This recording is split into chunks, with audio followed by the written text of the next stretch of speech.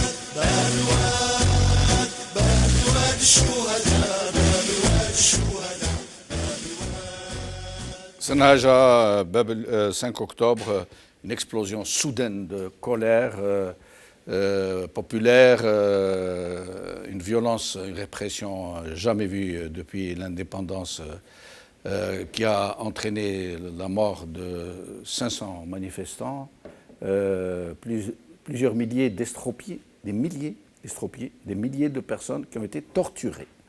Sanhaja. Oui, c'est pas aussi soudain. Hein. D'abord, on sentait, moi j'ai vécu octobre 88, j'étais à Constantine, il y avait quelque chose dans l'air. Il y avait vraiment quelque chose dans l'air, entre la rumeur, entre ceux qui disaient il va se passer quelque chose le 5 octobre, donc qui veut dire ça a été orchestré par un clan contre Chadli, etc. Donc tout ça, on le saura peut-être jamais, j'espère qu'on le saura un jour. Mais ce qui est sûr, c'est que les gens attendaient cette occasion, ça c'est sûr. Ça c'est sûr. En 2 temps, 3 mois, j'étais à Constantine le 5 octobre. À l'époque, évidemment, ça n'a pas été dit à la télé. J'ai pris le bus le 6 octobre au matin, j'étais à Alger. Parce que, même si après ça a pris toute l'Algérie, oui. C'est dans ce cas-là où c'est le premier après l'indépendance. Parce qu'il y a eu le printemps berbère. Hein. Il faut, dans l'histoire, je pense, c'est important de remettre les choses. Mais c'est la première fois où ça touche toute l'Algérie. De Alger, ça, après c'était... Pas la Kabylie. Mais non, nous allons parler. Oui, oui, on en reparlera. Mais du coup, pourquoi octobre 88 ? Je donne un ressenti avant de rentrer dans le débat. il y avait un air, mais vraiment, hein, je l'ai ressenti, j'étais étudiante, j'étais jeune, peut-être c'est la nostalgie de la jeunesse, hein. Il y avait cet air d'envie de liberté, de faire peuple ensemble. Je me rappelle ceux qui pensent que c'est la première fois qu'il se passe le février 2019, nous avons vécu ça. Nous avons vécu des filles décolletées, pas de hijab, avec des jeunes de Bab el-Oued, avec des barbus. La marche du 10 octobre, elle est très parlante.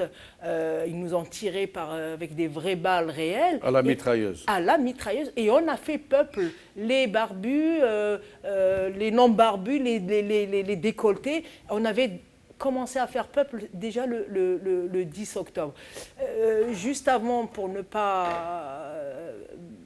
moi, j'ai envie de dire par rapport au 5 octobre, je suis contente que vous nous invitiez parce que, à part le dire informellement, mais ce n'est pas une date qui ferait partie de l'histoire de ce pouvoir, en tout cas. Hein. D'abord, ce n'est pas une date qui fait honneur à ce pouvoir, mais en tout cas, j'ai envie de dire, il y a ceux qui viennent, qu'on invite parce qu'ils ont fait novembre 54, mais l'histoire de l'Algérie, aujourd'hui, il faut qu'ils comprennent qu'elle se conjugue avec d'autres histoires nouvelles, et tant qu'on n'a pas inscrit ça dans la construction de l'identité, en passant par les différentes histoires qui constituent le peuple algérien, on n'avancera pas.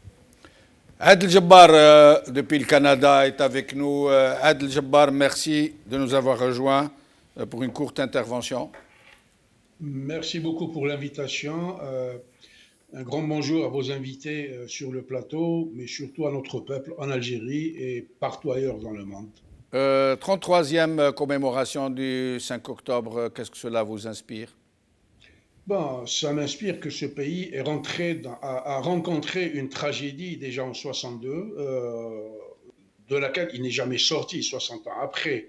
62, nous avons eu un coup d'État, donc un coup de force par des bravaches venus de l'ouest et de l'est algérien, armés jusqu'aux dents, appuyés par la France, qui sont rentrés, qui ont pris le pouvoir. 67, une tentative de coup d'État de Taha Zbiri, et puis il y a eu une succession de revendications, soit politiques, soit populaires, qui n'ont jamais abouti. 80, comme le disait Madame sur le plateau, la revendication berbère. 86, Constantine, avec une énorme répression oui. Et des incarcérations en masse. 88, le 5 octobre 88, aujourd'hui, il s'avère que c'était une grande machination de la part de l'aile la plus conservatrice du pouvoir de l'époque, derrière le FLN de Msadia et une bonne partie d'État profond. N'oublions pas qu'en 1986, il y a eu un deuxième choc pétrolier qui a réduit les prix du baril à presque rien, ce qui fait qu'il y a eu de gros problèmes sociaux en Algérie. Le pouvoir d'achat a été affecté et c'est un moment qui a été choisi par cette aile conservatrice anti-réforme qui a fait cette machination pour pousser les gens à sortir dans la rue. 89 a abouti à une pseudo-démocratie. C'est une parenthèse qui a été ouverte pour un peuple qui n'a jamais parlé, qui a toujours eu le bâillon sur la bouche. Et puis on lui a dit, parle, nous ne savions pas parler, ni nous exprimer pacifiquement. Donc cette parenthèse s'est renfermée tout de suite après avec le coup d'État qui a été opéré à l'encontre de Chadli Benjedid et de cette démocratie provisoire. L'avènement des généraux génocidaires, les dafistes de la France, en fait tout le reste. Ce pays est verrouillé depuis 1992 à date. Aujourd'hui, il y a un tour de vis supplémentaire sur la répression. Qu'est-ce qui va se passer? Nous sommes en train de rentrer dans un tunnel où le bout du tunnel ne nous apparaît pas en perspective. La situation est extrêmement dangereuse. Ce régime criminel est très dangereux. C'est le seul véritable danger devant lequel se trouve l'Algérie et son peuple. Il ne veut pas lâcher. Moi, je suis de ceux qui ne lâchent pas non plus, qui dit au peuple, prenez vos responsabilités. Aujourd'hui, je parlais avec des amis à Alger, on me dit que Alger était bleu, il y avait des flics partout, on ramassait des gens on ramassait des gens tous azimuts, on ne faisait pas de On cafard. ramassait tous ceux qui se déplaçaient, y compris à l'intérieur du pays, comme Maître Zoubeda Hassoun, qui a été arrêté et sommé de revenir à Alger, de retourner à Alger. Donc, on est toujours comment dirais-je, dans cette paranoïa du tout sécuritaire. Donc, le tout sécuritaire, tout le monde sait aujourd'hui que c'est une fausse solution à un véritable problème politique. Je saisis cette occasion-là pour dire à notre peuple, n'ayez pas peur. Ayez peur pour votre pays parce que ce pays-là va être disloqué par ce régime criminel. Nous sommes aujourd'hui, moi je lance un appel à ce couple satanique de Tebboune et son chef d'état-major pour leur dire, vous êtes acculés, la planète entière ne vous suffira pas pour vous cacher. Parce que et je me permets de vous interrompre, Adel Jabbar, parce qu'il y a beaucoup d'invités, je suis obligé donc d'être un peu rigoureux, désolé. Hassan Moussi est avec nous depuis le Canada aussi. Hassan Moussi, merci d'être avec nous sur le 5 octobre. Bonjour Jamal, bonjour à tous les invités et aux Algériens. Vous m'entendez Jamal? On vous entend très bien, on vous entend très bien. Très bien, moi je ne vais pas trop garder l'antenne, je dirais tout simplement, pour moi c'est une grande date qui fait honneur au peuple algérien, notamment les jeunes, puisque ça a démontré à l'époque le degré de maturité de ce peuple et de ces jeunes.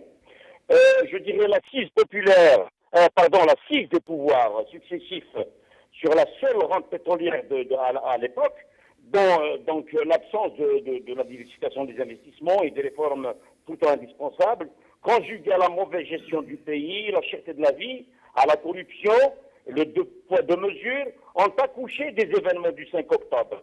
Nous avons vu des jeunes Jamal sortir partout dans les villes algériennes, revendiquer bien sûr leur ras-le-bol, le départ du parti unique et un changement véridique. Nous avons assisté à des émeutes violentes qui s'attaquaient donc à pratiquement tous les symboles du pouvoir, du FLN, des centres commerciaux. L'état d'urgence déclaré, l'ordre établi. Plus tard, après plus de 10 000 soldats déployés, nous avions enregistré des centaines de morts, bien sûr, plus de 3 500 arrestations et des dégâts qui se chiffrent à plus de 250 millions de dollars. Qu'avions-nous obtenu, Jamal, pour terminer, qu'avions-nous obtenu face à tout ça? C'est la reconduction du même système de 88, donc juste le système en 88, le bricolage de la Constitution en 89 et la naissance d'un multipartisme de façade Mad in Chadli.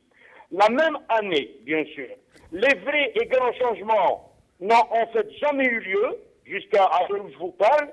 Et voilà que 31 ans après, c'est un bis repetita auquel les Algériens ont droit, avec le déclenchement de la révolution pacifique du 22 février 2019 et la répression et emprisonnement d'autres citoyens.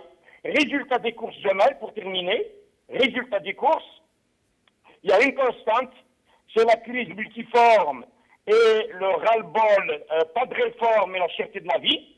Et il y a deux variantes, la violence en 88, le pacifisme en 2019, petite immigration légale en 88, et aujourd'hui, c'est la fuite gravissime de nos cerveaux, accompagnée de haraga, avec bien sûr ouverture de cimetières en Méditerranée. Merci Jamal. Merci Hassan Moussi, pardonnez-moi de vous avoir interrompu. Hassan Hirsch. Tout ce qui a été dit précédemment est d'une gravité évidemment qui malheureusement décrit la réalité qu'a vécu notre pays, notre peuple dans cet événement totalement gravissime. Parce que dès lors qu'il y a mort d'homme, dès lors qu'il y a un Algérien qui meurt d'une façon injuste, de façon arbitraire, il est évident que tous les cœurs des Algériens se brisent. Et donc le 5 octobre, pour moi, pour ce qui est advenu après, c'est un peu le 8 mai 45. et avec ce qui est advenu après. Donc on a vu comment... C'est un acte fondateur. Oui, tout à fait. Je pense que le 8 mai 1945 a donné lieu à la révolution algérienne. Le printemps amazigh, même si c'était en Kabylie et une partie d'Alger, mais évidemment l'onde de choc, ça a créé dans la mémoire collective, dans la culture collective, qu'on pouvait sortir, on pouvait se battre, qu'on pouvait affronter le régime militaro-policier, parti unique, etc. Donc ça a donné d'ailleurs la création de la Ligue algérienne des droits de l'homme. On oublie ce moment extrêmement important. Je me souviens, toute l'élite algérienne et même tunisienne était braquée là. Qu'est-ce qu'il allait advenir?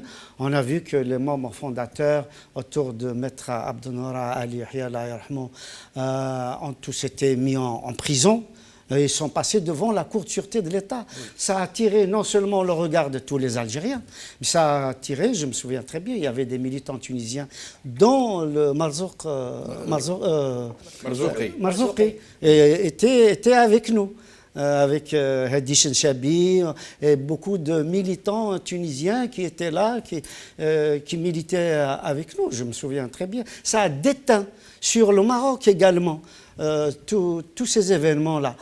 Et ça a donné le 5 octobre, qui évidemment a été... Kabylie, beaucoup de gens sont en train de dire aujourd'hui, des observateurs sérieux, que pour une fois la Kabylie n'a pas adhéré à un mouvement, que si la Kabylie avait adhéré à ce qui s'était passé le 5 octobre, et après, les jours d'après, le régime serait certainement tombé. Oui, comment ça se fait quel est donc ce complot qui a été déclenché pour empêcher la Kabylie d'adhérer, de rejoindre le mouvement? Je ne sais pas si c'est un complot. Moi, je peux dire ce que j'ai vécu, moi, parce que j'étais évidemment en contact permanent avec les militants de Kabylie. Au contraire, il a été question d'un complot. C'est-à-dire que le 5, on a dit que c'était un complot, que c'était un clan contre un autre. Et donc, les militants, la Kabylie était déjà organisée. Oui. Elle était organisée autour du printemps amazigh de 80, elle était organisée autour du FFS clandestin, oui. Et elle était organisée autour de la Ligue algérienne des droits de l'homme. Oui. Donc l'élite kabyle était organisée, était à l'écoute de ce qui se passait. Et donc, il y avait des rumeurs absolument fortes qui disaient que c'était une lutte de clans. Oui. Et l'élite kabyle... Et des tracts ont été distribués. Oui, l'élite kabyle... J'en reviens. Oui. L'élite kabyle refusait de jouer le rôle de jouer pour un clan contre un autre. Oui. Et donc, ils ont appelé, effectivement, à ne pas bouger. Il y avait des tracts qui étaient distribués. Matou Blounès distribuait ce tract-là, a été mitraillé par les gendarmes. Oui. C'est comme ça qu'il a eu ses premières blessures, absolument, etc. Absolument. Donc, c'est très important de rappeler ces événements-là. Mais aujourd'hui, avec des reculs, est-ce que ce n'était pas une erreur? Non, je ne pense pas. Parce qu'on a vu que tout de suite, ça s'est éteint ailleurs. Oui. Ça s'est éteint. Donc la Kabylie, l'élite kabyle se disait, on attend de voir, et si ça dure un petit peu, effectivement, il faut se rallier à ce mouvement-là. Mais on a vu que malheureusement, justement, ça a été, je ne dirais pas maîtrisé, mais ça a été éteint, plus ou moins récupéré. Avec des fausses ouvertures. Voilà. Donc l'élite kabyle de l'époque ne voulait pas jouer un clan contre un autre, parce qu'il y a eu cette expérience-là. Mais beaucoup de gens disent que si la Kabylie s'était engagée, le régime serait tombé. Je ne suis pas sûr, parce qu'on a vu combien la Kabylie s'est engagée en 2019. Je veux dire, le 22 février, oui. C'est tout le pays. Est-ce que le régime est tombé? Vous avez raison. Non, il ne faut pas non plus spéculer de mon point de vue. Je pense qu'il y aurait peut-être plus de grabuge. Il y aurait peut-être une véritable ouverture plutôt qu'une ouverture qu'à Alger, la capitale. Tronquée. Parce que nous, on s'est toujours dit, si la capitale bouge, c'est terminé. Le régime s'était foutu. Oui. La capitale a bougé. Ils ont tiré à l'arme lourde sur les petits jeunes. Oui. Sur les petits jeunes. Donc, pas de spéculation, pas de procès d'intention. Je pense qu'une société, ça ça ne se juge pas, ça s'observe. Donc, il faut observer qu'est-ce qui s'est passé et quels sont les événements qui ont eu justement cette force de l'onde de choc qui a créé février 2019 et qu'est-ce qui fait qu'aujourd'hui, la société est au point où elle est. Je pense que ça fait partie des discussions de ce soir. Anis? Pour compléter un peu ce qui a été dit, moi je mettrais octobre 88 dans un contexte un peu plus géopolitique qui est celui de la chute de l'URSS et des révolutions colorées. Absolument. Moi je pense que contrairement aux révolutions qu'on a appelées, de ce qui est appelé le monde arabe, que je préfère appeler le monde arabophone, l'Algérie a été très précurseur, dans le sens où on a vécu comme en Ukraine ou dans les pays d'Europe de l'Est, le choc de la chute de l'URSS et là où je ne suis pas totalement d'accord avec ce que vous dites, il y a quand même eu des acquis d'octobre 88. La constitution de 89, comparée aux constitutions d'Europe de l'Est, justement, était largement plus avancée en termes de liberté. Elle n'était pas parfaite. Mais j'ai déjà lu des constitutionnalistes qui ont comparé l'Europe de l'Est de cette époque-là et l'Algérie. L'Algérie était précurseur. Ça a donné la Ligue des droits de l'homme, ça a donné une ouverture, certes tronquée des partis politiques, mais ça a laissé respirer des espaces politiques. Il y a eu des gens qui se sont politisés, comme Snahaja, là, ça a influencé toute sa vie, tout son engagement politique, et d'autres certainement. Donc en discutant avec des gens qui ont vécu, c'est vraiment une période charnière de leur vie de militants. Et c'est quelque chose qu'ils n'ont plus revu, peut-être certains, jusqu'au 22 février 2019.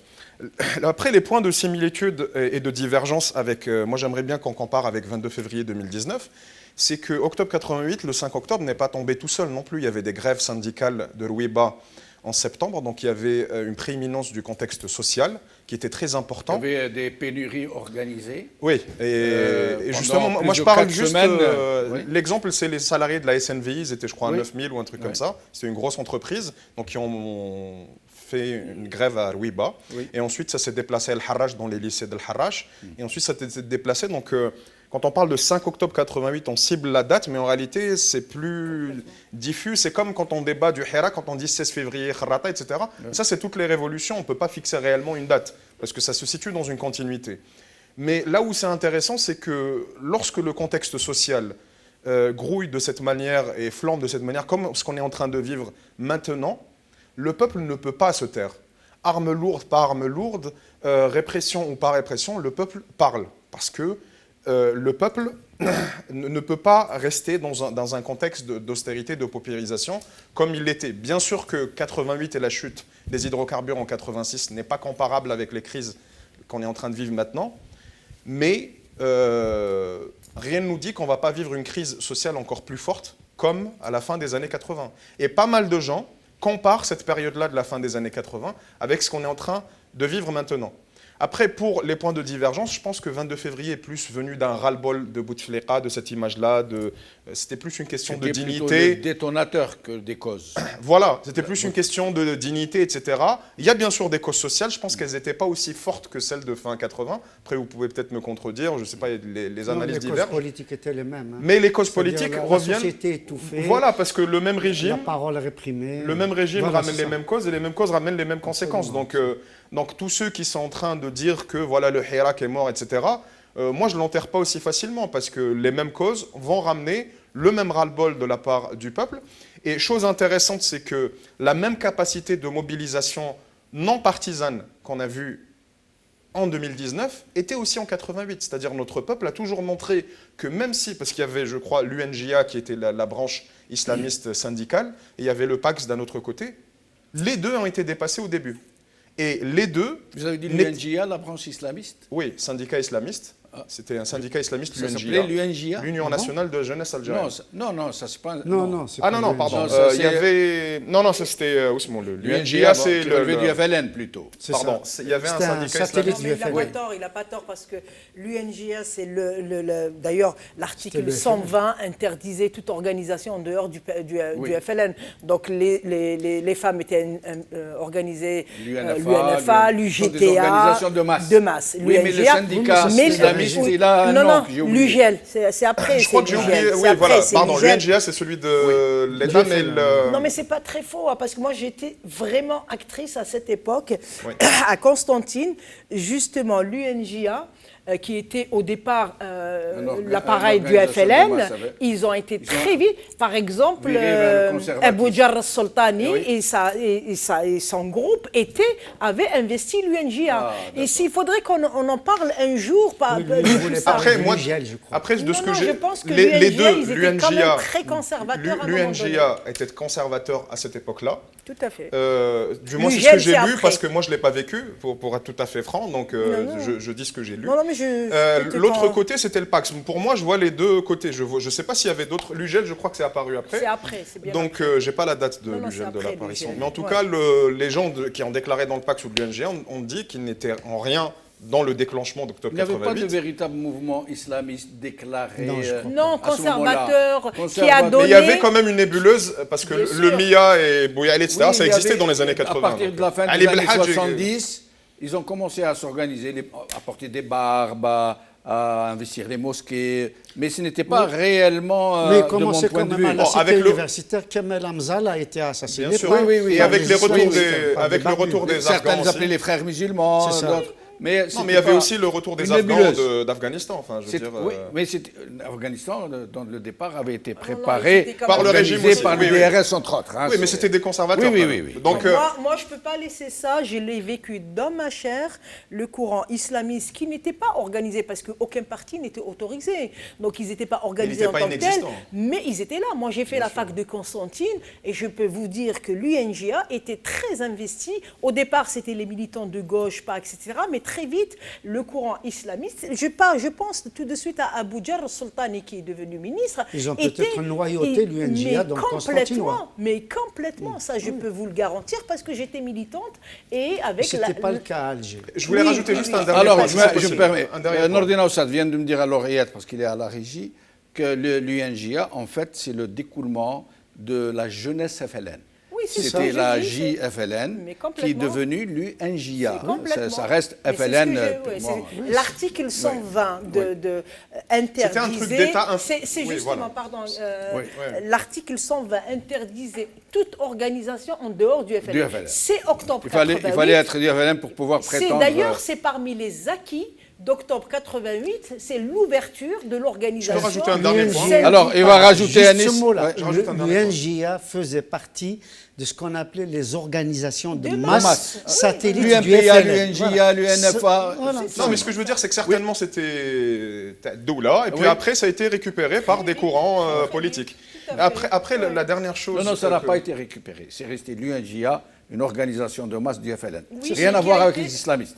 Même s'il y avait une connotation conservatrice, ça c'est autre chose. Après si Abou Jarr Soltani n'était pas islamiste, c'est autre chose. Mais en tout cas, à Constantine, c'était un des dirigeants du groupe étudiant de l'UNJA. Il ne contrôlait pas l'organisation. Nationale, non, mais au niveau... Mais allons-y, pour ne pas changer de sujet. Voilà, comme ça on reste en cadre dans le sujet. Ce qui est important dans l'esprit de 88, c'est que ça, une ouverture politique, ça vient dans une continuité historique. Ce n'est pas en rupture avec ce qui s'est passé pour moi en 80, même s'il n'y avait pas le même déclencheur, c'était un déclencheur identitaire, mais c'est quand même la révolte du peuple et une révolte spontanée.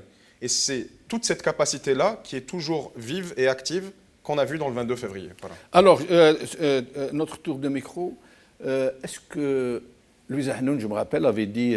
au début, quand le Hirak allait partir, que nous, on n'allait pas avoir notre printemps des peuples, ou printemps arabe, comme ils disent, que notre printemps des peuples, on l'a fait en octobre 88. Est-ce que réellement, nous avons eu un printemps des peuples, un printemps algérien, démocratique? Est-ce que vraiment les ouvertures qui ont été faites étaient de véritables ouvertures? Le multipartisme, la liberté de la presse, la libéralisation de l'économie. Est-ce que réellement c'était vraie ouverture? Enfin, libéralisation entre guillemets, parce qu'ils ont donné des terres à leurs copains. À leurs copains, Monsieur Sucre, Monsieur Semoule, mais sinon, oui. Mais moi, je pense sincèrement que oui. C'est-à-dire qu'on était quand même dans un régime de parti unique, vraiment de type soviétique. Et rien ne pouvait se dire en dehors de la pensée unique. Et il y avait El Moudjahid, l'organe unique, il y a, bon, même s'il y avait d'autres journaux comme Horizon, etc., mais c'était la même idéologie. Il y avait une télévision unique, etc. Vraiment, c'était l'unicisme. Je pense que 5 octobre, comme ça vient d'être dit, 5 octobre a apporté une ouverture, qu'on le veuille ou non, une nouvelle constitution. Et donc, des partis politiques qui étaient clandestins, qui sont mis vraiment de façon presque immédiate à jour, et puis de nouveaux partis.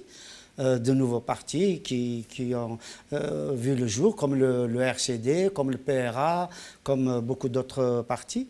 Et il y avait particulièrement une presse dynamique, un ton nouveau dans la presse.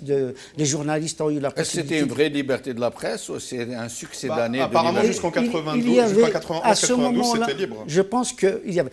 Moi, personnellement, je n'ai jamais vu un article de presse dans ces années-là qui traite de M. Sucre, de M. Semoule, de M. Médicament, de ces généraux qui avaient fait main basse sur le pays. Je n'ai jamais vu un article de presse qui allait au fond de ce qui se passait dans les centres, dans les commissariats en termes de torture, ni dans la grande corruption. Jamais ils n'ont traité de ça. Non, à mon point de vue. Sauf quand il y a eu des coups de... comme dans l'affaire Bellosseif, dans l'affaire... Il y a eu une récréation démocratique de 2-3 ans, quand même. Ce que je peux dire, M. Benchenour, quand même, à la décharge des journalistes de l'époque, c'était, je vais dire, une espèce d'irruption. C'est quasiment volcanique. Et donc, on ne savait pas trop quel sujet traiter. On traitait des sujets immédiats. D'un seul coup, on parlait de Tamazir, de liberté d'expression, on parlait de droits de l'homme, on parlait de plein de sujets quand même qui étaient tabous. Il y avait du nouveau.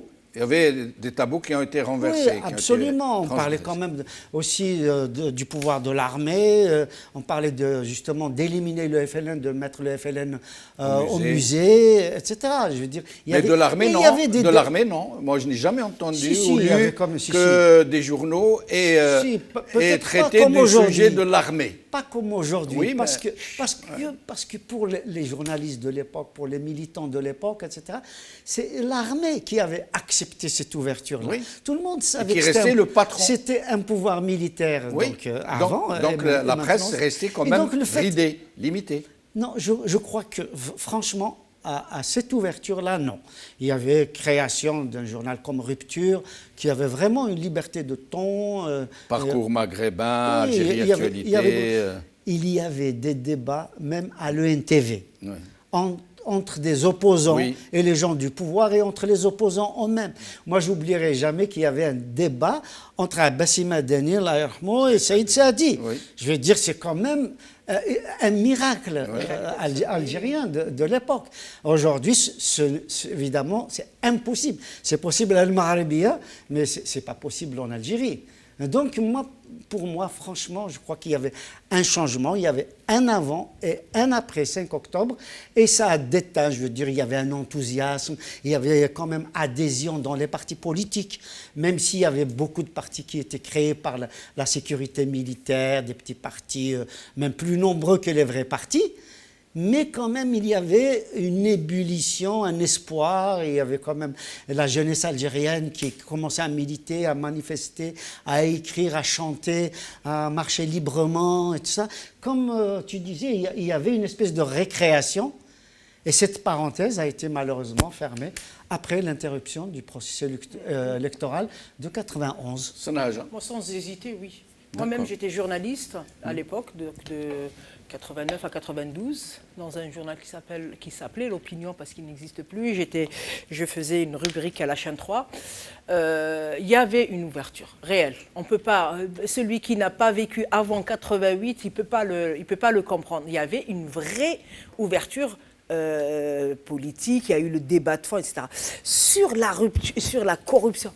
Je me trompe peut-être, je me trompe, mais à ma connaissance, c'est pas aussi fort qu'après, notamment les années Bouteflika, qui ont vraiment... Parce qu'il n'y avait pas autant d'argent.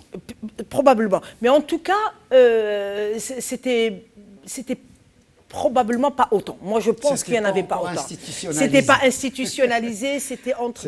Et c'est important. Je veux dire, moi qui ne suis pas du tout boumedieniste, et je le dis, quitte à me faire taper sur les doigts par des gens de gauche, Boumediene, il n'a pas mangé.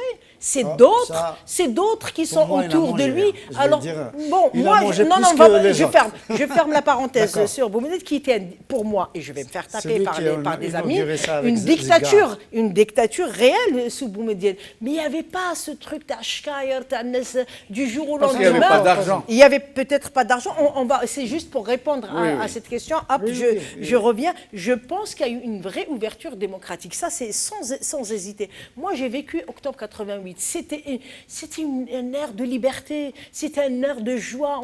On était des réunions tous les soirs. C'était peut-être, et c'est là où je vais faire un bémol, peut-être qu'on était coupés, les militants étaient coupés de la masse, de ne pas aller dans les rues, de faire beaucoup de réunions sur les places publiques, etc.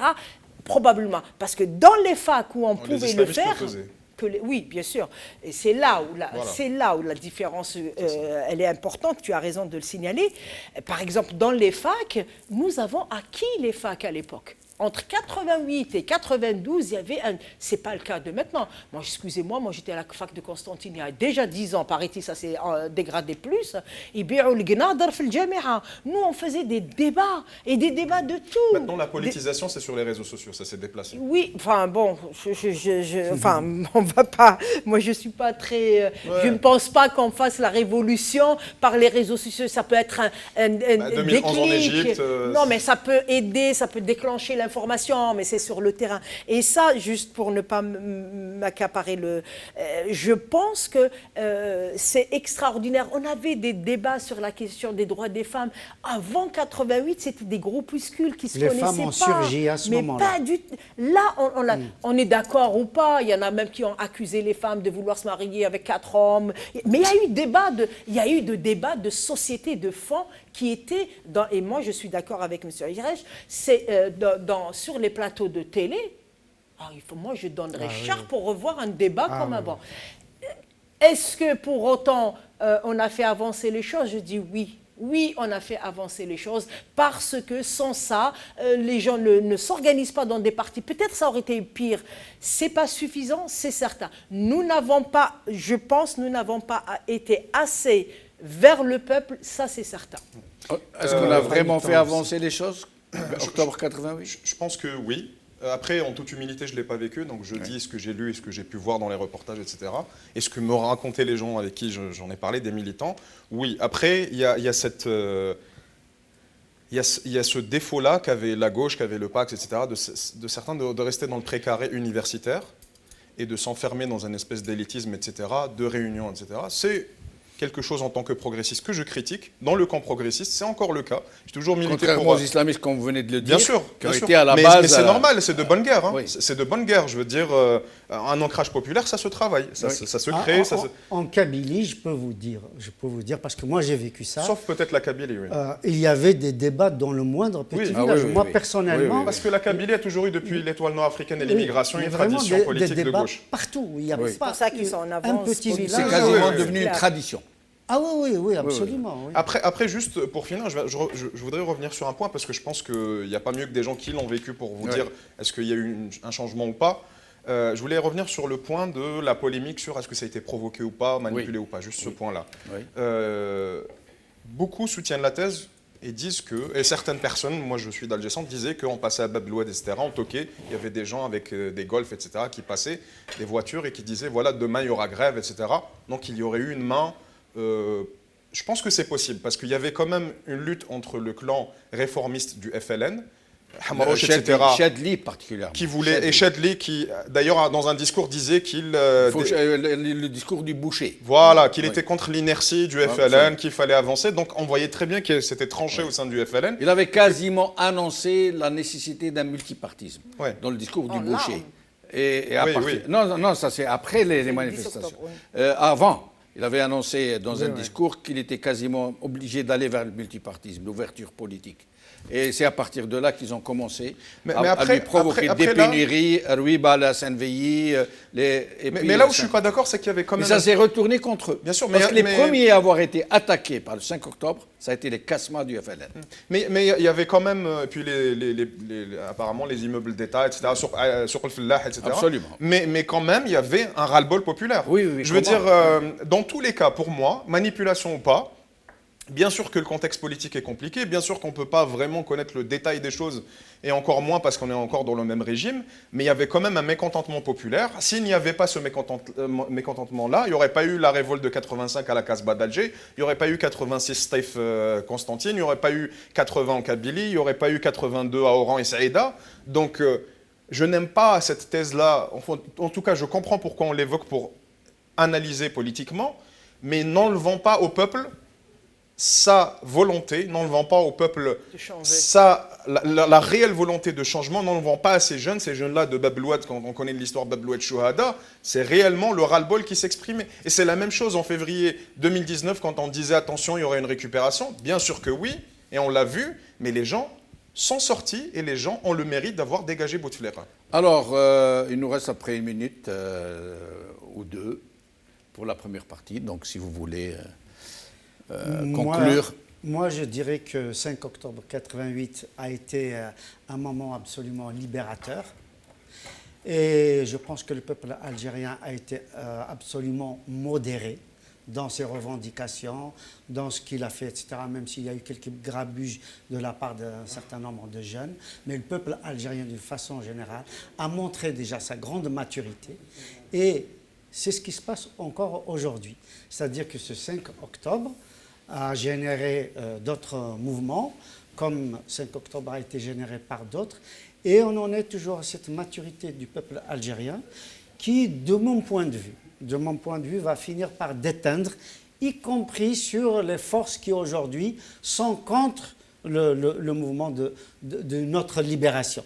Je suis convaincu, M. Benchenouf, qu'au sein des institutions, qu'elles soient militaires, qu'elles soient policières, qu'elles soient de justice, qu'elles soient toutes les institutions, au niveau de l'enseignement universitaire, etc., de l'éducation, je suis convaincu qu'il y a des élites qui veulent accompagner le peuple algérien vers le recouvrement de sa souveraineté. Merci. Moi, rapidement, je pense que le 5 octobre, ça a été un début d'une ouverture démocratique. Deuxième point que je peux retenir du 5 octobre, la peur a changé de camp.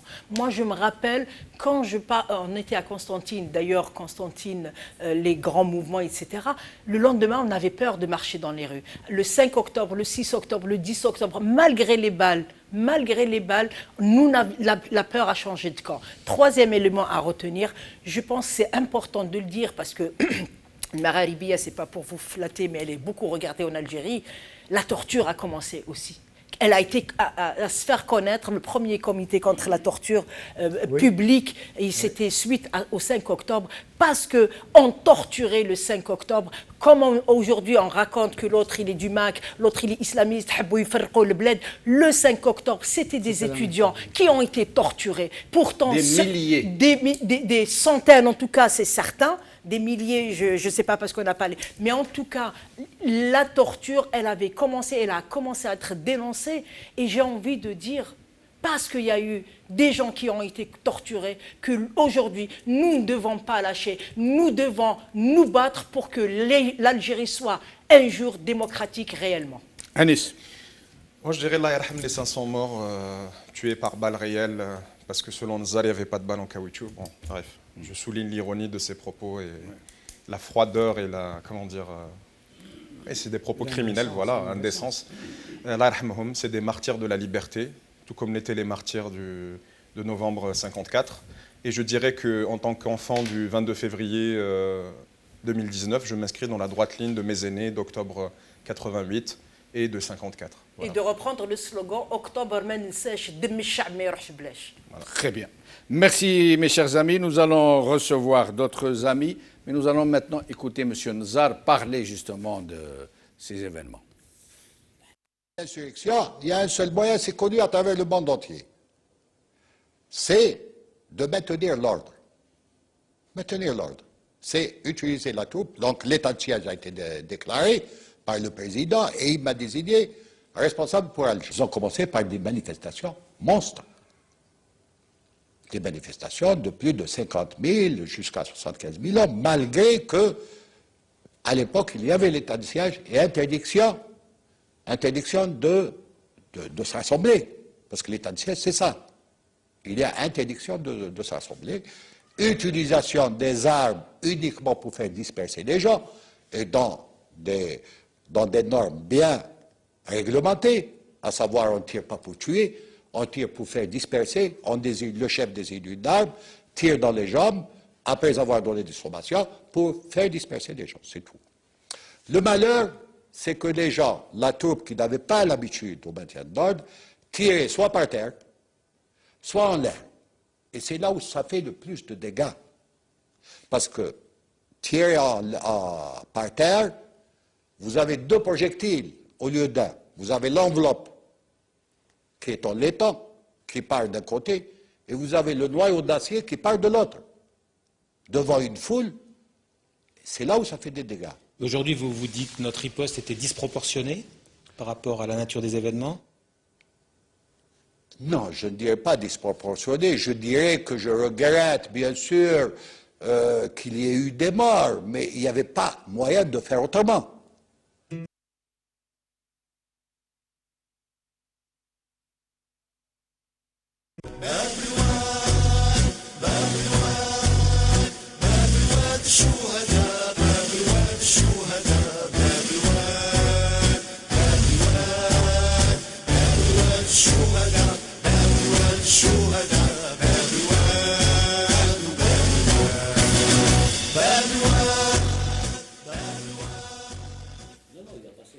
Ahlan wa salam, bonsoir. Donc, nos amis du deuxième groupe nous ont rejoints maintenant. J'ai le plaisir donc de recevoir Yahya Bonouar, journaliste. Merci Yahya d'être là. Merci, c'est toujours un plaisir, Jamaldine. Merci. Alors, Brahim Younsi, aujourd'hui on va dire militant politique, tout court.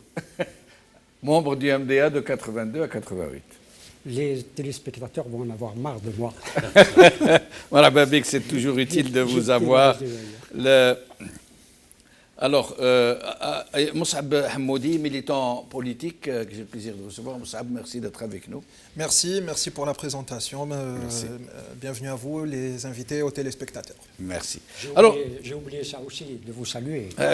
Mais on va rejoindre la place de la République à Paris, où des militants algériens sont en train de commémorer le 5 octobre avec des bougies pour rendre hommage aux 510 morts de 5 octobre. Nous allons regarder ces quelques images. Notre ami Cha'ban Qassi est en train de nous envoyer ces images depuis la place de la République.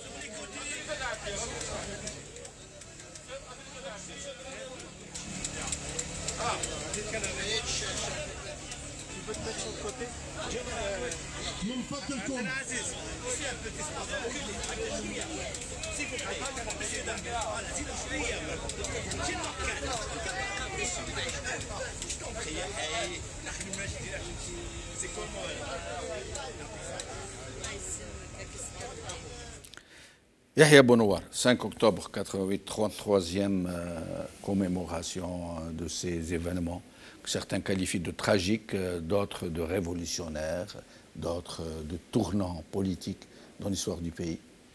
C'est un exercice un peu spécial de passer après d'autres et on ne sait pas très bien ce qu'ils ont dit et donc est-ce qu'on va répéter mais chacun a exprimé son point de vue, c'était très intéressant.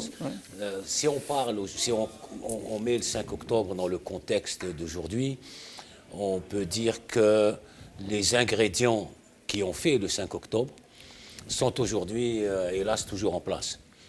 L'absence de liberté, on était sous le parti unique, donc c'était une absence de liberté assumée. Aujourd'hui, il y a une absence de liberté, mais elle est déguisée, multipartisme. Il y avait une seule chaîne, il y a plusieurs chaînes. Il y avait 2 journaux, un en français et un en arabe, il y a plusieurs journaux. Mais tout est faussé. Il n'y a pas de liberté. Il n'y avait pas Facebook, il y a Facebook.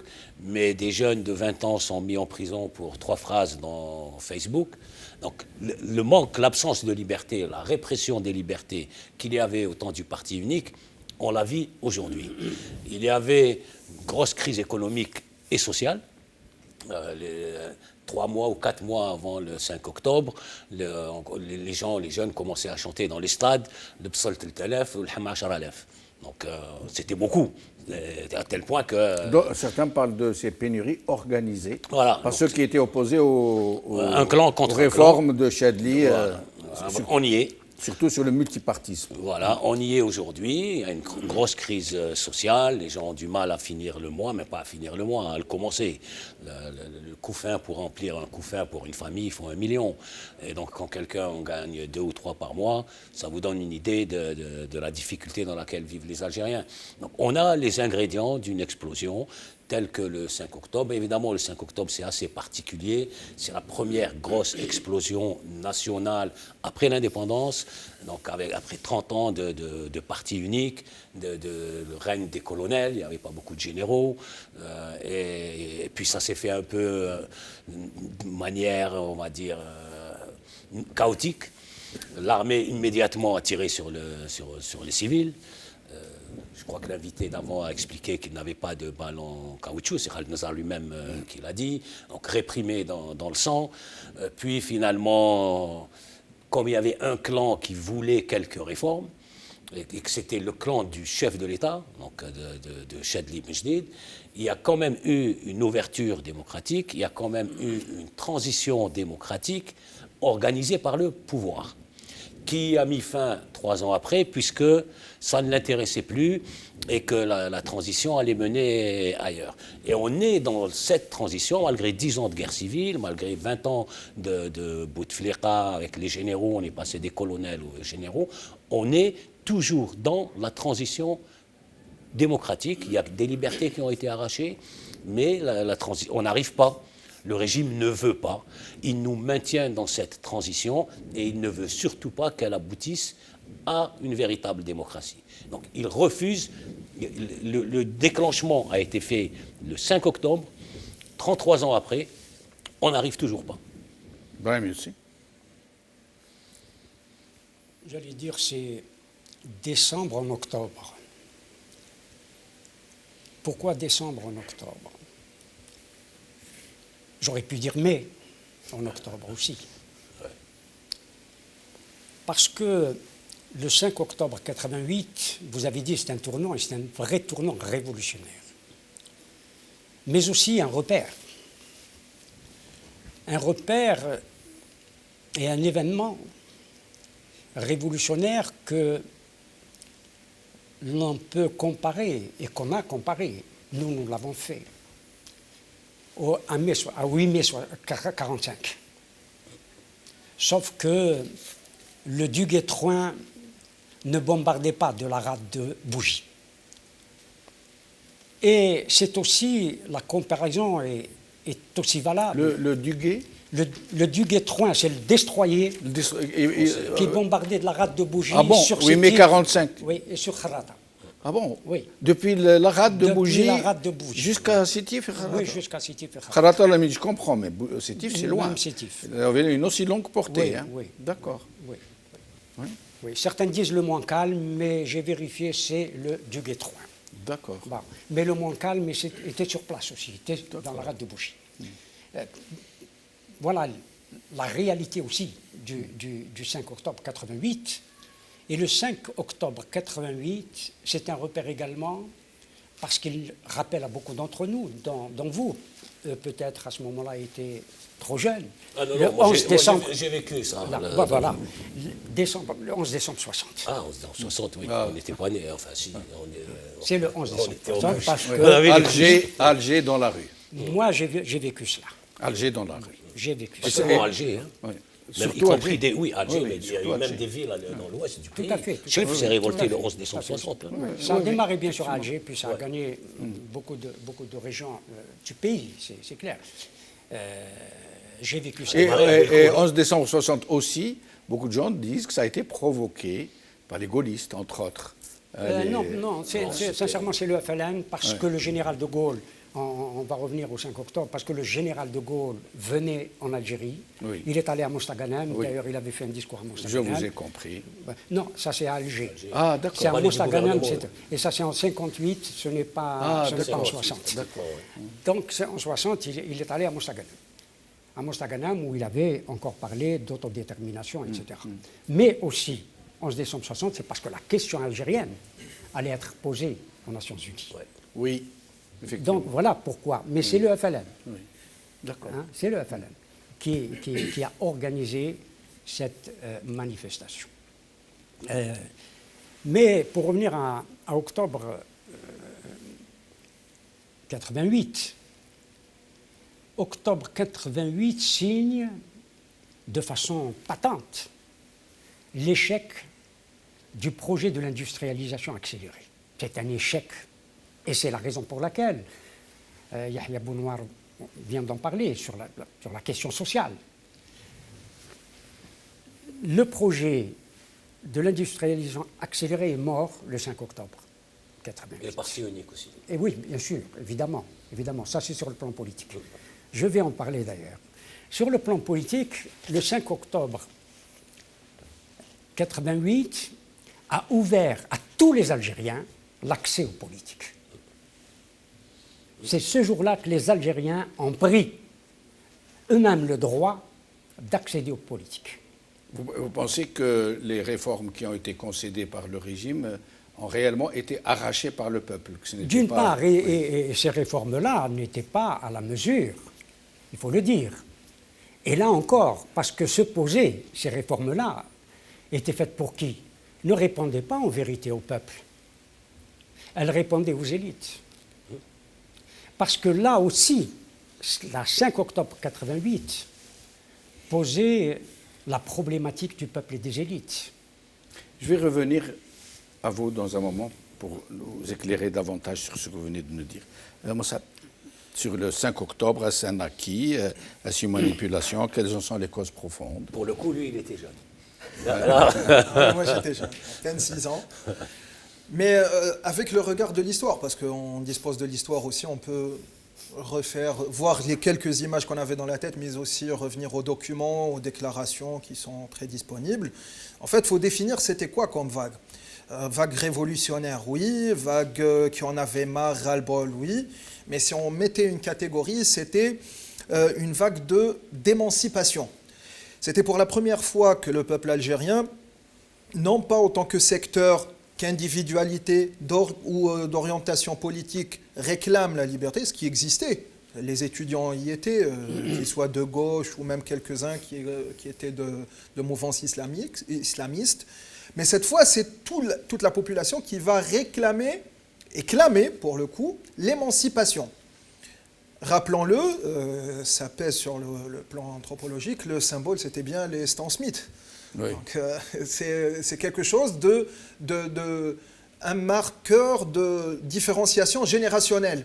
On n'est plus dans ces gens que vous regardez à la télé, moustachus, patriarcaux plutôt, et qui vont donner des injonctions et tout ça. Non, nous on est dans autre chose. C'est le Stanley Smith, les vedettes de tennis, mais qui se marquent aussi à travers une belle chaussure qui demeure jusqu'à nos jours. Et donc, il y a une fracture générationnelle. On n'est plus dans le même registre. Cet autoritarisme qui était sous-entendu dans le discours de ceux qui protestaient contre l'État central se matérialisait en fait en réponse. Parce que du coup, en contrepartie, le régime a choisi non pas seulement de réprimer ou de se conduire brutalement, mais c'est d'aller réprimer dans quoi? Dans le sang. Et c'est là qui est quelque chose qui était, je suppose qu'elle a ébranlé les gens au départ. Parce que de sortir comme ça à grande échelle et de tirer dans la foule et de faire les images qu'on a pu avoir par la suite, c'est quelque chose de fort. Avant ça, ils voyaient l'occupant français faire ça. C'est la première fois où ils voient leur propre gouverneur, entre guillemets, agir en colon, en occupant. Et donc, ici, c'est pas pour juger, je ne dis pas que c'était un rêve brisé ou un rêve confisqué. C'était une émancipation assumée et ils ont vu se transfigurer le pouvoir central, le régime militaire, en occupant. Vraiment, la France coloniale s'est transfigurée en junte militaire qui, soi-disant, les occupait au nom des principes du 1er novembre soi-disant. Bien sûr, le problème directement a été identifié par les jeunes, parce que les slogans sont allés crescendo toujours par le stade, c'est parti comme le stade, oui, pour faire la liaison avec février 2019, oui, qui est devenu aussi un lieu de protestation et de cristallisation. Mais on sentait que c'était plus une révolte de la colère qu'une révolte qui exprimait des aspirations politiques. D'ailleurs, les slogans n'étaient pas réellement politiques. C'était de l'expression d'une colère. On a commencé à brûler les Kasma Felen, les Mouhadadat. Tout ça, c'est politique. Mais oui, c'est un ras-le-bol. Oui. C'est ce ras-le-bol, justement, qui n'a pas commencé avec une expression politique, mais qui a glissé vers ça. C'est-à-dire, on a compris qu'il y a un problème. Et puis il y a eu la dévastation du mobilier urbain, bien sûr, des entreprises publiques. Oui, ici, c'est-à-dire, encore une fois, c'est l'inverse, pour le coup, de février 2019. Ça a commencé politique et ça va sur le social. Là, c'est plutôt l'inverse. Ça a commencé par des raisons sociales et ça a glissé vers la politique. Et c'est la première fois où on voit s'enchevêtrer ces thématiques. Quelque chose qui commence de manière sociale et qui glisse vers la politique. Ça aide à quoi ? Dans l'inconscient collectif, à identifier la source du problème. La source du problème, c'était clairement le pouvoir central. Ce sont ces politiques un peu désuètes à la planification soviétique, URSS, qui ne marchent plus, c'est les mensonges. L'Union soviétique s'est effondrée l'année d'après, en 89. Justement, ça, le contexte international, il ne faut pas l'oublier dans ces événements, parce que effectivement, l'Union soviétique s'effondre grâce à une énième replanification qui n'a pas échoué, le plan Khrouchtchev et tout ça. Donc, on a cette vague d'émancipation. Elle était réprimée dans le sang, certes, mais ce n'est pas parti comme ça, soudain ou oublié. C'est là où on a commencé à identifier qu'il y a un ras-le-bol de qui ? Du pouvoir central, qui faisait quoi ? Une guerre des clans. Et là, les grandes thématiques de la politique d'aujourd'hui, de la crise d'aujourd'hui, commençaient à se dessiner. Si je peux me permettre juste ce point, oui, parce qu'il vient d'être soulevé. En 88, le régime, donc l'Algérie, vivait une crise économique terrible. Oui. Les dettes étaient supérieures au produit intérieur brut. Le prix du baril avait chuté. L'Algérie vendait son pétrole à perte. C'est tout cela, c'est-à-dire que plus d'importation, plus sur la question sociale. C'est une convergence de beaucoup de choses. Mais il faut dire que la question fondamentale était politique, parce que le peuple fait sauter tous les verrous pour avoir accès précisément aux politiques. Et j'en arrive à vous dans un moment, Brahim, aussi. Yahya, les raisons profondes, bon, certains divergent. Certains disent que c'est la conséquence d'un complot d'un clan du régime contre un autre. D'autres disent que c'était la malvie, il fallait de toutes les façons que ça éclate d'une façon ou d'une autre. Mais est-ce que, après ces journées sanglantes, est-ce que ceux qui ont récupéré les ouvertures politiques, économiques, médiatiques du régime, est-ce que ce ne sont pas plutôt des forces opportunistes qui ont attendu que le travail se fasse, que les gens meurent, que les gens tombent, pour venir ensuite, eux, cueillir les fruits de ces ouvertures, et des fruits de ces ouvertures dont on a vu comment ça s'est passé après. Hein. La plupart, par exemple, des partis politiques étaient des partis opportunistes. La plupart, si ce n'est la quasi-totalité de la presse... Mais on l'a vu bien après. Immédiatement après octobre 88, pendant 2 ans et demi, jusqu'au coup d'État, on a vécu en Algérie la démocratie. Aussi bien dans la presse, les pièces de théâtre, le cinéma, la liberté de parole, c'était 30 ans de parti unique. Mais ça paraissait peut-être de la liberté par rapport à ce qu'il y avait avant. Ce qui était avant, voilà. Et il y a 30 ans de parti unique qui eux-mêmes sont arrivés 7 ans de guerre de libération. Donc il y a eu 2 très belles années où on peut dire qu'il y a eu une vie démocratique en Algérie. C'est une évidence. Mais il y avait 2 Algéries parallèles à ce moment-là. Il y avait celle dont je parle, qui vivait la démocratie, et puis il y avait l'Algérie islamiste. Parce qu'on se retrouve, il n'y avait pas encore de journaux, hein, ça ne s'est pas créé du jour au lendemain, ni de médias, ni...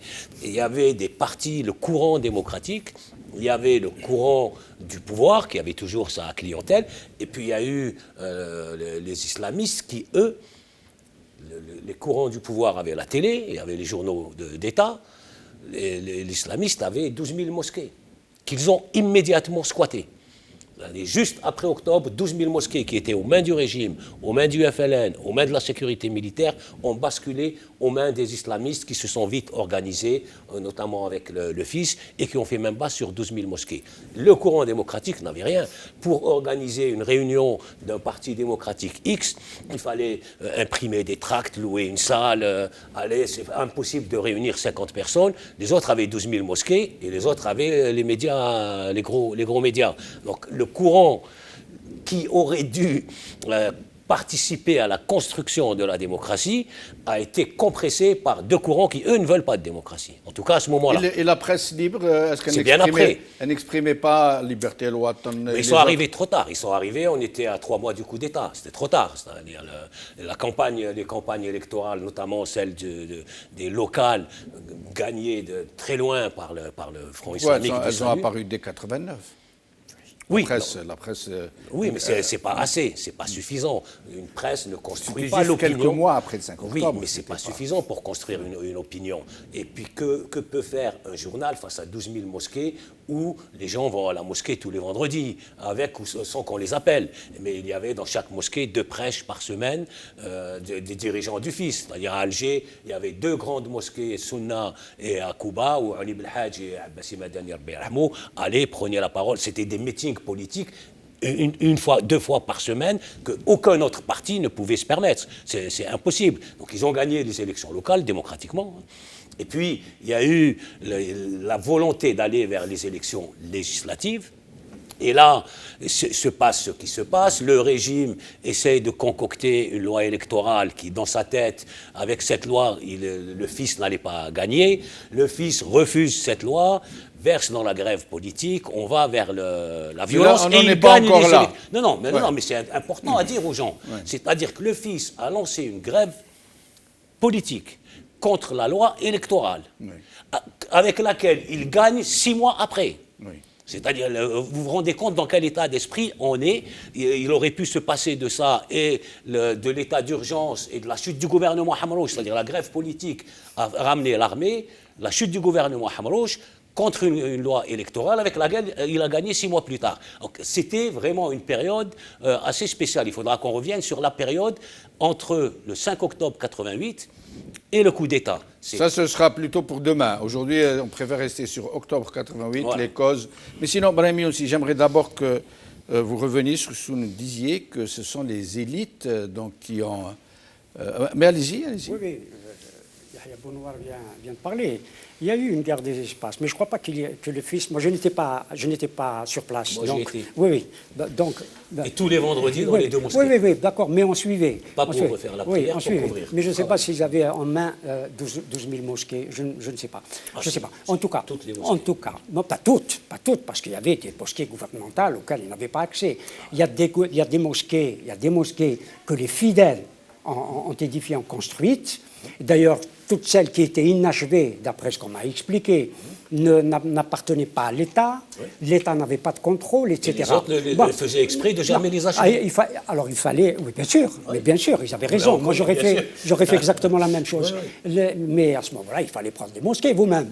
Les démocrates n'avaient qu'à prendre des mosquées. Nous, on n'utilise pas la religion dans la politique. Oui, d'accord. Moi, je ne suis pas dans le même état d'esprit. Ils n'étaient pas dans le même état d'esprit. Oui, d'accord. Bon, aujourd'hui, ils l'ont compris.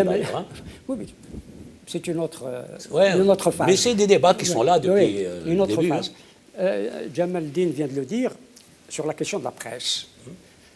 La presse, effectivement, vous avez raison de dire qu'elle fait l'opinion. Mais il y a une opinion, il y a eu des partis, qui aussi intervenaient sur le... Je parle des communistes. Oui, mais qui avaient des espaces. Il y a eu le retour de Ben Bella. Mais bien sûr, il y avait surtout les communistes. Ils avaient des espaces, tous les espaces culturels étaient entre leurs mains. Ça, c'est vrai.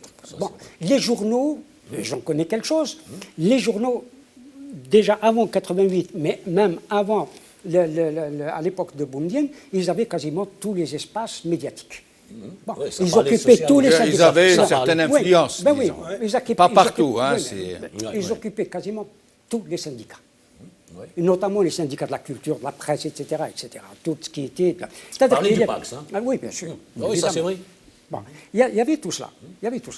C'est la raison pour laquelle je dis qu'il y a une confrontation, il y a une sorte de confrontation le 5 octobre 88 entre les élites qui n'ont pas fait, indépendamment de tous les complots, ça a été provoqué ou pas, etc. Peu importe que ça a été provoqué. Mais l'essentiel, c'est ce qui se jouait dans la rue. La rue était au peuple. C'est le peuple qui a occupé la rue. Les mosquées ne viennent qu'après. Hein? Le 5 octobre, c'est la rue, c'est les enfants, auxquels je rends hommage d'ailleurs. Je rends hommage à ces enfants qui se sont battus. Et je rends hommage aussi aux morts, que certains estiment à plus de 510. Oui. Plus de 510. Tout à l'heure, je crois que c'est Mme Senhadja qui parlait des tortures.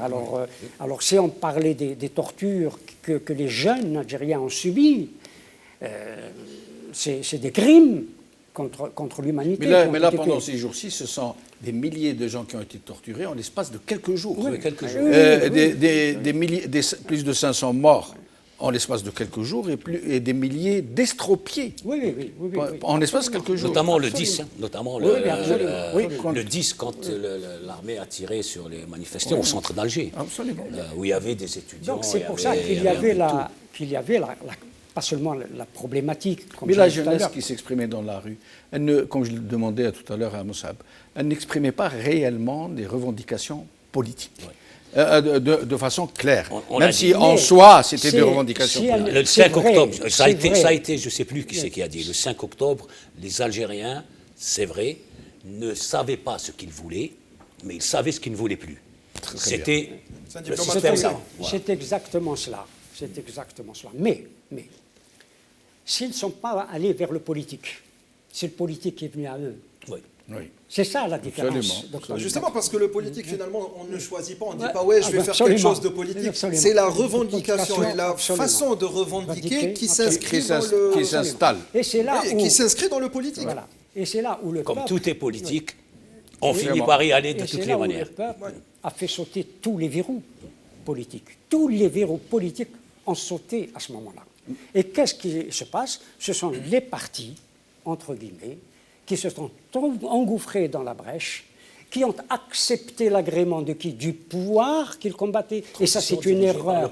Eh oui, c'est une erreur extrêmement grave notamment. Et la suite des événements allait le prouver. Ben oui, et extrêmement grave, notamment, il faut le dire, pour Hussein Ahmed et pour Ben Bella. Il faut dire les choses telles qu'elles sont. Avait-il le choix? J'ai quitté le parti et pour le fils, non hein? Et pour le fils?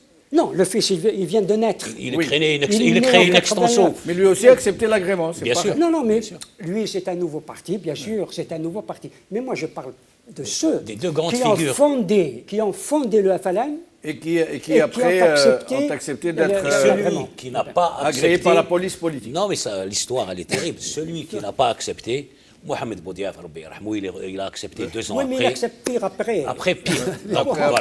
Alors, je me permets de vous interrompre. Badreddine Guerfa est avec nous. Badreddine Guerfa, cadre du FIS. Il tient à ce qu'on le présente comme ça. Parce que Yahya Bounoir, on a parlé, parlant des élites, et de ces élites de remplacement. Lampedusa les appelait les chacals. Ouais. Et c'est effectivement les chacals de Lampedusa qui ont pris... Ça veut dire, en d'autres termes un peu plus crus, des charognards. Oui, mais bon, sauf que Lampedusa, bon, c'était l'aristocratie. Oui. Et bien sûr, les chacals, c'est tous ceux qui n'appartenaient pas à l'aristocratie. Ouais, ouais. Mais néanmoins, c'était des chacals qui ont pris le... Badreddine Guerva, merci d'être avec nous. Ahlan bik. C'est moi qui vous remercie, si jamais. Merci. Badreddine Guerva, donc pour nos invités au téléphone, c'est de très courtes interventions. Vous avez quelques minutes pour nous dire ce que vous pensez du 5 octobre 88. Ce que vous voulez. Vous dites ce que vous voulez. Tfadal, c'est Badreddine. Quelques minutes, c'est vraiment peu, parce que je crois que c'est un débat qui est très intéressant. Il y a des choses dites, des choses avec lesquelles je suis d'accord et d'autres non. Donc, je ne pense pas qu'en 2, 3, 4, 5 minutes, on puisse y aller débattre de ces problèmes. Le 5 octobre, il y avait un ras-le-bol algérien. C'est clair, nous vivions la police politique, le socialisme imposé aux Algériens, etc., etc. Bon, il y a la malvie, la jeunesse, les hétés, ce qu'on appelait. Bon, il y a eu l'explosion. Bon, maintenant, je voudrais parler parce que nos amis qui sont au studio en ont parlé.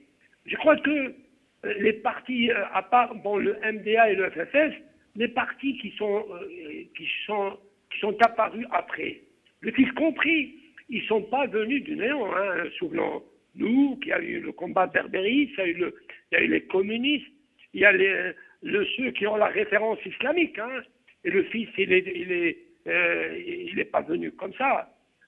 Rappelons-nous que les universités algériennes, il y avait un grand boom démocratique. De temps en temps, ça balance vers un peu de violence. Mais il y avait quand même l'université algérienne était en plein boom démocratique. Donc, quand le FIS est venu, je me permets de parler de FIS, nos amis, quand même, je crois que il y a des choses, il y a des demi-vérités, il y a des non-dits. Le FIS n'a jamais eu 12 000 mosquées, comme l'a si bien signalé notre ami Brahimi aussi. 12 000 mosquées, premièrement, c'est des mosquées qui ont été construites par le peuple algérien. Et puis, il y avait différentes tendances. Il y avait les imams, le ministère des Affaires religieuses. Il y avait les volontaires. Et les volontaires, c'est une messe mille fils. Il y a des gens qui étaient du courant du frère musulman, international, local. Il y avait plein de choses. C'est complètement faux de dire que le FIS, ça, c'était le langage de Saïd Saadi, permettez-moi de le dire, c'est lui qui disait que le FIS avait un congrès chaque vendredi. Ça, ce n'est pas vrai. C'est vrai qu'Abbasi Madani interprète dans certains mosquées, Ali Belharbi, Ali Belhaj aussi. Donc, quand on parle de la démocratie, mes amis, il y avait, souvenons-nous que les communistes, ils avaient aussi, comme l'a dit Brahimi aussi, ils étaient partout, hein. Au théâtre, au cinéma, dans la presse, dans les universités. Ils étaient partout. Hein. Et aussi, ils ont travaillé aussi avec leur soutien critique avec le pouvoir algérien. Et les Algériens ne l'oublient pas. Et comment expliquez-vous, Badreddine Guerva, que vous étiez dans les mosquées et que les communistes étaient partout, comme vous dites? Comment expliquez-vous que vous ayez réussi à mobiliser autant de gens et que les communistes soient restés très résiduels, j'allais dire? C'est ça la bonne question, parce que j'ai toujours dit qu'on ne peut pas construire une mosquée sans un socle de valeurs de la société dans laquelle on vit. Le FIS, je pense qu'il abbar les valeurs des Algériens communes, hein, les valeurs. Maintenant, la justice sociale, maintenant l'islam en tant que civilisation, en tant que religion, en tant que culture, et ils se retrouvaient. Souvenez-vous que le 5 octobre, je rappelle, moi j'ai participé aux événements d'octobre, les jeunes, et il faut le dire, hein, parce que le 5 octobre, ceux qui étaient dans la rue, la majorité, la super majorité, c'était des jeunes. Souvenez-vous que la mosquée Sola, les jeunes attendaient ce que disait Ali Belhaj, ça c'est une vérité. Maintenant, je voudrais faire une petite remarque, Yahya Bounoir. Non, je suis désolé, la loi électorale et le découpage électoral, les élections avortées en juin 91 ou en décembre 91 n'étaient pas les mêmes. Il y a eu un changement. Il y a un changement dans la loi électorale et dans le découpage électoral. Donc il faut dire les vérités aux Algériens qui nous écoutent. Et nous sommes en plein harak, nous sommes en plein révolution pacifique. Ces jeunes-là qui nous écoutent, qui essayent de comprendre ce qui s'est passé en Algérie, il faut leur dire les vérités, au moins essayer de leur dire les vérités. Merci Badr Dinguerva, je me permets de vous interrompre. En tout cas, merci. Pardon de vous avoir donné qu'un court temps d'intervention comme nos autres invités depuis le Canada. Alors, mes chers amis, dernier tour de micro. Vous avez environ 2 minutes chacun. Ouais, juste pour répondre à Badr Dinguerva, que je salue au passage. La victoire du fils en 91 était telle qu'avec n'importe quelle loi électorale, ils auraient gagné. Quant aux 12 000 mosquées, il y avait à ce moment-là en Algérie 12 000 mosquées et il y a eu une utilisation politique des mosquées et de la religion par tout le courant islamiste, y compris le fils, mais pas seulement. Il a bien fait de le rappeler. Voilà, maintenant on est en 2021.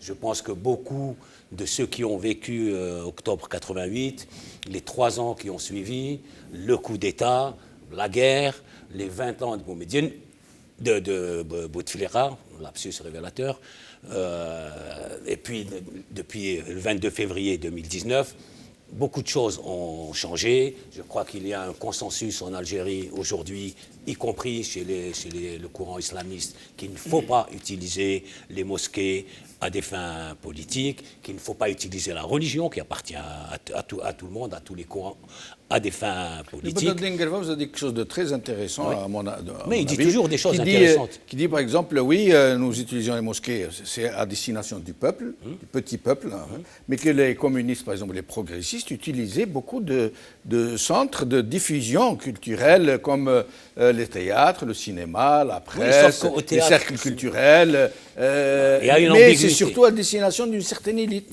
Et ça explique pourquoi les uns ont eu beaucoup de gens. Mais premièrement, quand on va au théâtre et qu'on va au cinéma, c'est qu'on y va, on paye pour y aller, alors qu'à la mosquée, on y va régulièrement et pour faire sa prière, et on se retrouve devant des meetings alors qu'on n'était pas allé pour ça. On pourra en discuter. Voilà, c'est pas du tout les mêmes espaces. On pourra en reparler dans une autre émission. C'est très intéressant. Avec Badr Dinguerva. Aussi, c'est pas la même chose. Donc on pourra en discuter. Mais aujourd'hui, il y a des débats que la société algérienne a tranchés. Et c'est inutile, on peut en parler comme ça, comme analyse de l'histoire récente, moderne, mais la société algérienne a tranché tout ça, et on l'a très bien vu le 22 février 2019. Tous ces points de conflit n'existe pas. Le peuple algérien a réglé dans sa tête, dans sa très grande majorité. Il est dans un autre champ d'expression. Absolument. Voilà, je laisse la parole. Oui, en fait, il faut savoir aussi, si on se place un peu dans un registre analytique, que lorsqu'on prend les acteurs de l'époque, les acteurs, donc les politiciens, on se rend compte que finalement, ils ne faisaient pas de la politique. C'était plus des recherches, on va dire, des postures clientélaires et qui s'adressaient aux gens, aux citoyens d'en bas, qui cherchaient à s'accaparer des espaces, des esprits et tout ça, sans se soucier d'avoir un vrai programme politique. Et c'est pour ça que finalement les acteurs politiques ne faisaient pas de la politique, et d'ailleurs tout aussitôt ils ont versé dans la posture clientélaire. Donc à ce moment-là, pourquoi ils faisaient comme ça? Parce que aussi bien l'État central, le pouvoir central, le régime militaire, aussi bien que les politiciens n'avaient jamais cru finalement au peuple, et ils croyaient que c'est bon, il est lobotomisé complètement du fait du parti unique, et donc il ne revendique pas des espaces, et donc il n'y a même pas besoin de s'adresser à lui parce qu'il ne revendique pas d'idées, donc il ne demande pas à les exprimer dans des espaces. Or, le problème était là-bas, et c'est ce qui s'est passé finalement. Tout le monde cherchait ces espaces. Des espaces étaient clos et étaient finalement déverrouillés. tant bien que mal, avec différentes manières, mais surtout le grand espace qui est l'espace public, qui n'est pas le théâtre, qui n'est pas la mosquée.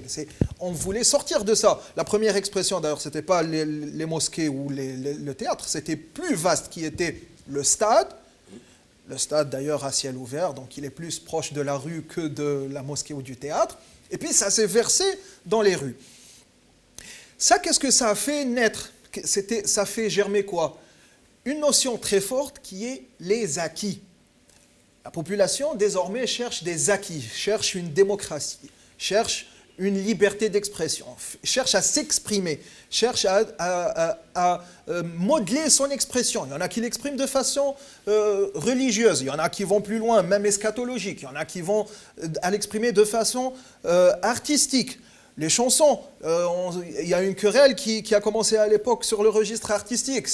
On n'est plus dans Sheikh El Hajj, et il y en a des meilleurs. On glisse vers Shab ou Shabba. Donc tout ça, ça a commencé à changer. C'est une société en pleine gestation et que finalement... Et puis on est arrivé à toxique. Ouais, bon, ça, c'est les expressions, on ne contrôle pas. Le vrai art révolutionnaire. Oui, c'est ça, c'est qu'après... Il n'y a pas à avoir un jugement de valeur, parce qu'il y en a qui se trompent selon leur goût, ils vont dire ouais c'est bon et c'est mauvais. Mais c'est pas ça, c'est de savoir c'est quoi ça, c'est de comprendre c'est quoi ces glissements. C'est qu'il y a quelque chose qui ne marche pas, qu'on s'est rendu compte qu'elle ne marche pas, eh bien on propose une alternative. Et l'alternative elle-même, si elle ne marche pas, il y aura une autre alternative. Donc il n'y a pas de jugement de valeur à avoir, seulement comprendre que la société est en mutation. Rapidement je termine.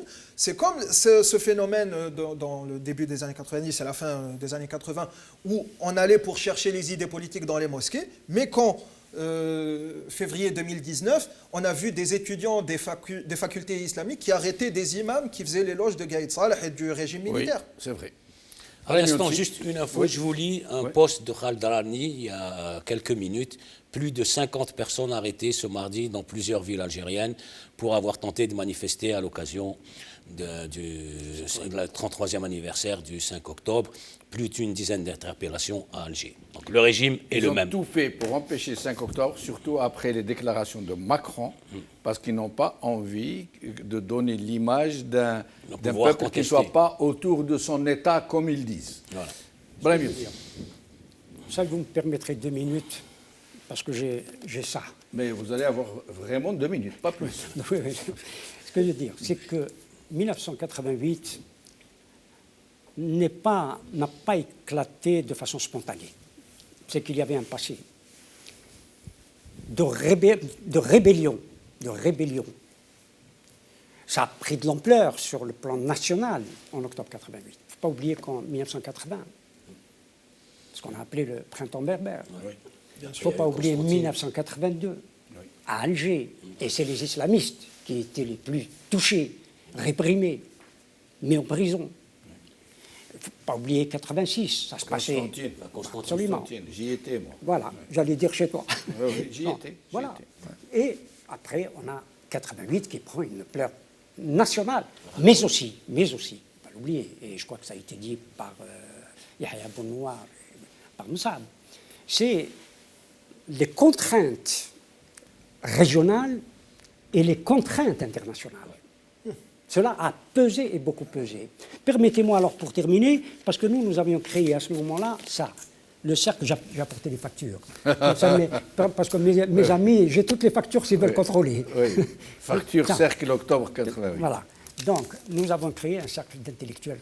Alors, permettez-moi juste de rendre hommage, d'abord aux morts de 88, mais aussi aux morts du cercle 88, qui ont fait du travail, notamment à 3 personnalités, des personnalités, des intellectuels de haute facture, il y en a d'autres, Mourad Ousdir, qui était le président du cercle, Abdelkrim Harshawi, qui n'est pas connu, mais il ne faut pas le confondre avec l'ancien ministre des Finances, qui était un ancien moudjahid, un intellectuel. Mourad Ousdir, qui est un oncle de Haïdir ou non, hein? Oui, il a de la parenté, absolument. Et donc Abdelkrim Harshawi, qui était un économiste et un intellectuel de très grande valeur, qui d'ailleurs était à l'époque à l'UNEA, et Mokhtar Mouqtfi, qui n'est pas très connu. Et Mokhtar Mouqtfi, c'était un historien un grand intellectuel. Et je vais vous situer Mokhtar Mokhtfi parce que c'est un grand personnage. Mokhtar Mokhtfi a répondu à l'appel d'Omar al-Rachid en 1976. Et il a été versé dans les transmissions. Donc il a travaillé avec Boussouf. Il était au Mali. Oui. Et Mokhtar Mokhtfi a épousé une dame, une grande dame, qui aujourd'hui est très connue, qui a publié un livre il y a 1 an, c'est Helen Klein. Helen Klein, qui était à New York, qui est une Américaine, qui était à New York, et qui a fait travailler avec le Falun, et qui était l'interprète, et qui a fait un travail pour le Falun, et qui, elle, avait travaillé avec la Black Panthers qu'elle a ramené en Algérie, et qui a écrit un livre tout récemment qui s'appelle Helen Mokhtfi. Pour dire les... Et permettez-moi juste d'avoir une pensée pour ceux qui ont fait le cercle, octobre 88. Il y avait d'ailleurs Azedine Zalani qui s'appelait Farid à l'époque, Allah yarhamou, justement voilà. Omar Karawa, un grand intellectuel, on était collègues à la radio Alger, c'est le neveu de, il est mozabite, un neveu de Cheikh Beyout, c'est dire. Ahmed Amiri, qui est décédé, qui venait de quitter le FFS, qui était vice-recteur de l'université de Annaba, un biologiste. Il y avait Sami Boumengel, le fils de Ali Boumengel, que nous avions nommé secrétaire général du cercle.